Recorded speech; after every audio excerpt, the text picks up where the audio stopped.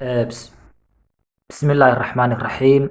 اللهم صل على سيدنا نبينا محمد وعلى آله وصحبه وسلم. halkan waxaan ku duubayaa video aan kaga hadlayo labada magac ee eebe. magaca horeeya waa allah. allah waa khaaliq, waa ka khaaliqa ah ee adduunkan keligii abuuray. allah waa magaca loogu aqoon badan yahay, waa magac aanan cid kale alla la wadaagin. waa magac allah macnaheedu waxa weeye allahu samad. alle waa ka aan wax dhalin lana dhalin. allahu samad lam yalid walam yuulad. allah yakhluqu maa yashaa, wuxuu doono ayuu abuuraa allah. allah waa allaha ciraryaarkan iyo adduunkan dhammaantii abuuray, khaaliqa ah ee maaliga ah. allah waa allaha keligiiya.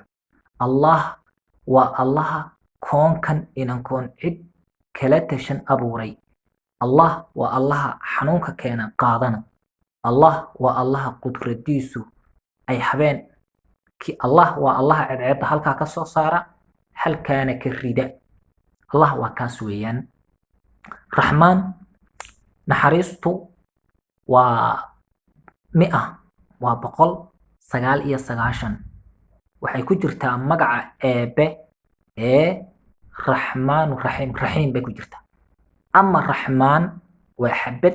xabaduna waa ta adduunku aw dhammaantii iskugu wala naxariisanayo, gaal iyo muslimba. waa ta aw haddaan si kale u dhigno, ilaahay ugu naxariisanayo gaalo iyo muslimba adduunka. ama maalinta aakhira miyaa muuminiinta oo keliya ayaa 99ka kale oo ugu naxariisanayaa. oo waa magaca raxiim lilmu'miniin.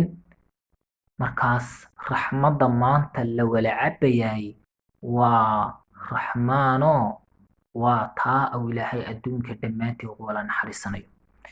waa allaha xayawaan iyo wax kasta inagu nafteena iskugu naxariisanayo. taas weeyaan. marka xabadaasi ayaa adduunka oo dhan aad aragteen is ixtiraamaya, iskiraamadaynaya, shaqaynaysa. ilaahayna kuwa ku guuleysta 99ka raxmadood ee aakhiro haynaga yeelo. wabilaahi towfiiq. wasalaamu calaykum waraxmatullaahi wabarakaatu.